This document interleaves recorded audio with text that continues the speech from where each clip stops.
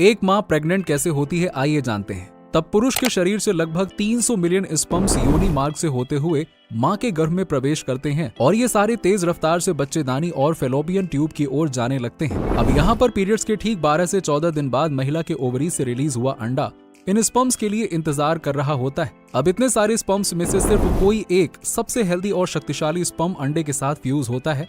अब महिला का एग और पुरुष का स्पर्म साथ में मिलकर एक सिंगल सेल का निर्माण करते हैं, जिसके 2 से 3 दिन बाद ये फर्टिलाइज एग फेलोपियन ट्यूब से नीचे आकर बच्चेदानी की दीवार से चिपक जाते हैं। अब ये सिंगल सेल पहले 2 से 4 फिर 8 होते हुए अनेक कोशिकाओं में बढ़ जाते हैं और जैसे ही 9 महीने पुराने हो जाते हैं उन्हीं सेल से एक इंसान यानी कि छोटे बच्चा तैयार हो जाता है। दोस्तों, जिन भी कपल को बेबी नहीं होता है उनके लिए अब टेक्नोलॉजी की मदद से टेस्ट ट्यूब बेबी का प्रोसेस होता है। तो ये टेस्ट ट्यूब बेबी का प्रोसेस होता कैसे है, चलिए जानते हैं इसके बारे में। सबसे पहले महिला के एग को मैच्योर करने के लिए इंजेक्शन दिए जाते हैं और जैसे ही ओव्यूलेशन का टाइम आता है तब अल्ट्रासाउंड की मदद से सभी एग्स को बाहर निकाल लिया जाता है और फिर हस्बैंड के स्पर्म का सैंपल भी लिया जाता है और हेल्दी स्पर्म को अलग कर फर्टिलाइजेशन का प्रोसेस शुरू होता है। फिर माइक्रोस्कोप की हेल्प से पुरुष के स्पर्म महिला के एग में इन्फ्यूज कर दिए जाते हैं और इन्हें कुछ दिनों के लिए मशीन में रखा जाता है। आखिर में जब वो रेडी हो जाते हैं तब इन्हें महिला के यूटेरस में डाल दिया जाता है और फिर 9 महीने के बाद एक छोटे से बच्चे का जन्म होता है जिसका आप इंतजार कर रहे हैं।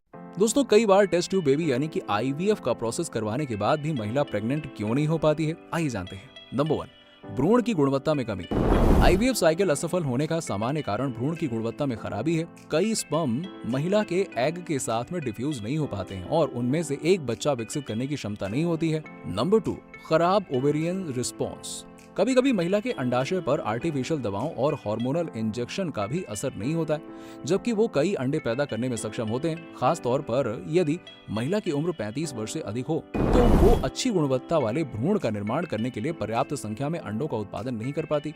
इसके अलावा क्रोमोसोमल असामान्यताएं, गर्भाशय की असामान्यताएं, जीवन शैली और अधिक वजन और बड़ी उम्र भी लाखों खर्च करके भी आईवीएफ प्रोसेस असफल हो जाता है और आपको बच्चा होने में मुश्किल होती है। क्या आपके आसपास किसी ने टेस्ट ट्यूब बेबी करवाया है या फिर नहीं, कमेंट करके बताइए।